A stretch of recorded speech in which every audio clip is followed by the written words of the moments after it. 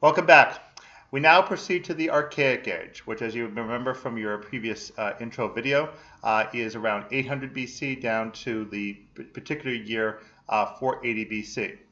So as we discussed, and now I'll discuss in more detail here, the Archaic Age is characterized, including for the Athenians, by what is termed the Polis. So the word polis in ancient Greek language is often referred to as the city. But what it really means is not only the physical city that's named whatever, Athens, Sparta, Thebes, Corinth, and so forth, but also the territory around it. Plus, polis really should be thought of as city-state because the term incorporates the various institutions and ways of life to be found in the city itself. So that means not only the physical brick and mortar, but also the government, education, the economy, finance in any type, trade, slavery, marriage, any type of family institution, and of course, war. All of that is included in what we term the polis. And so that means that the names that you see on your ancient Greek map are names of polis, some of them larger, of course, than others, and some of them are much more influential or better known than others. So it's in this period again that we see that the Athenians turning into the polis. Now, in the early days of the Athenian polis, which means really predating 800 BC, but eventually including down into the 700s BC. The Athenians were ruled by kings. The best known king is Theseus. As we mentioned in a previous video, Theseus is best known in his mythological role of having gone down to Crete to free the Athenians from the curse put upon them by the Cretans under King Minos.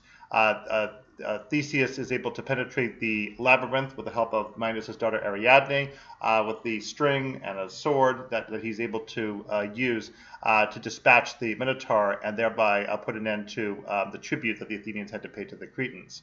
Now, when Theseus arrives back to Athens, you may remember under rather unfortunate circumstances with the matter of his sail that he forgot to change from a black sail to a white sail. He ends up becoming king after the suicidal death of his father Aegeus over that cliff into the Aegean Sea. Once he becomes king, he carried out a series of measures designed to allow the populace of Athens to have a great deal more say than most kings would allow in the running of the city. And that act is referred to as synoicism, and it means two things. One is the almost quasi-democratic feel of the city in the sense that the Athenians are given voice, essentially, as a populace as to how the city should be conducted. And the other more practical meaning of synoicism, what the word more literally refers to, is the incorporation of the territory around Athens. If you look on your map, you'll see that it's called Attica, and you'll hear me refer to Attica in future videos. Attica is brought under unified political control under the Athenians thanks to the work of Theseus. So therefore, the Athenians do have a specific element of their history ascribed to these early kings. Now, the kings themselves continue down to the year 684 BC, and then they give way to 9 leaders who are called Archons, who are elected annually. Now, one of the difficulties the Athenians had to deal with, as was often the case in an agrarian society, that is, based on the land, is that the Athenians, pretty much for being able to feed the populace, which was growing gradually in time, had to depend pretty much entirely on the land. The Athenians, however, did have 2 commodities that most other cities could not produce in as much numbers as the Athenians could. One was that the Athenian soil around the city was very rich for the production of both vineyards and olive trees, both of which take a long time to cultivate and grow into productivity. So the Athenians were able to make olive oil and wine in great amounts. Now, obviously, you can't feed a populace just on wine and olive oil. Maybe some people might admire that, but that's not really adequate. However, wine and olive oil are one element of Athenian commerce in the sense that both of those can be readily traded, especially if they are of uniquely fine quality.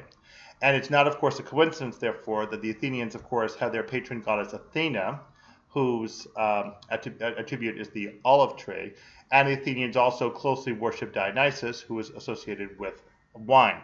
And of course, Dionysus, associated with wine, is also associated with the theater, and it's, as we know, his worship that germinates stage drama in Athens. So the Athenians have these two commodities, and that allows them to do quite a bit of trading, and that thereby they can get some of the grain that they cannot really grow very well in their relatively limited farmland around Athens, and that's one of the ways that they are able to feed the people. So Theseus helps get that going with the Synoicism measure. Now, as you go further down into the Archon period, despite the Athenian success with trade, they still have a major problem that quite a few of the farmers, if they ever get into any financial trouble, as is very easy to imagine, with farming, such as storms, locusts, disease, anything else that might disrupt their crops, they can get into debt. And the only way originally to get out of that debt, if they couldn't pay it off, was to sell themselves into servitude, a kind of indentured service, as we hear about in other times of history as well. So that meant that in time, this major crisis starts developing economically and socially between those who are relatively wealthy and those who are not, those who are free of debt and solvent, and those who are not. So oftentimes that type of inequity in economics can give rise to the rise of some particular leader who comes forward and says, okay, I'm here to change everything around to benefit you as long as you put me in power and get rid of everybody else who obviously has failed you. Now, there is a form of government that's quite important in Greece. It's called the tyranny. And it's essentially produced that way. But for right now, in the period of the Archons, or I should say early kings and then Archons, we see the Athenians gradually having to cope with a rather unfortunate economic reality, that in fact, the people who are responsible for feeding themselves and others really cannot do so. So that's where Solon steps in. Now, Solon came up with a measure during his archonship, which was in 594 BC, so about 90 years after the original creation of archons. Solon came up with the measure of seisaktheia. Akth in Greek is something which chokes you or hurts you.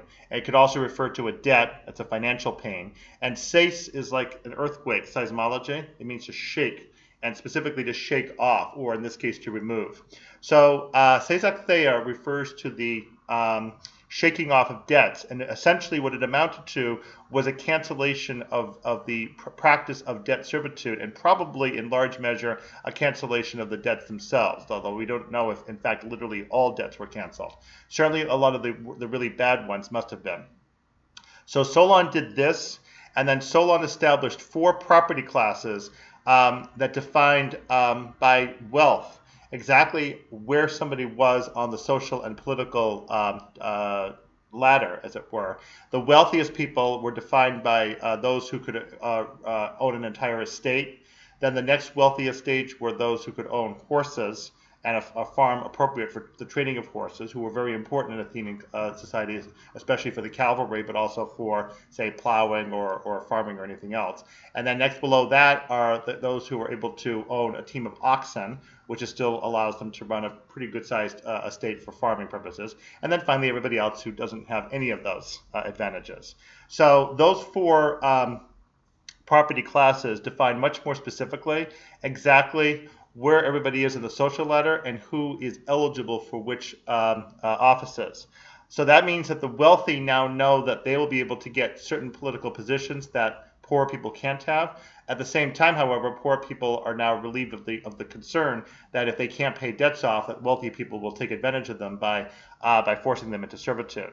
So it was an effort to right a lot of imbalances plaguing Athenian society. It was a good try, and Solon himself was quite proud of it. He wrote a series of poems in which he described the beneficial effect of everything he did.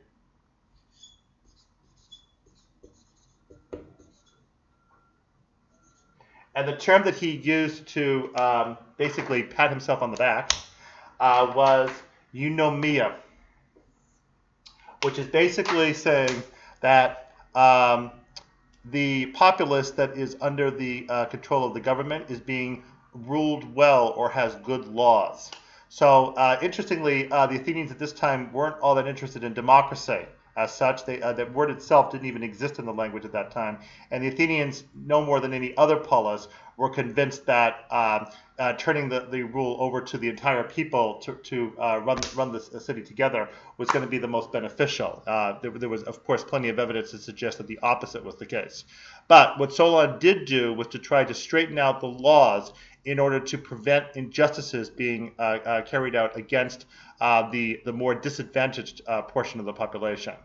Unfortunately, despite his efforts, which were commendable, Solon's new government did not go far enough to address the underlying problems, and there would be a further stage in Athenian government that would demonstrate that still there were essential weaknesses in the way that the Polis of Athens was set up. All right, so that covers us for the Archaic Age period, and now our next video is going to go further down to discuss what happens in the next stage of the Archaic period, which is where we encounter that which is called tyranny. We'll see you in the next video.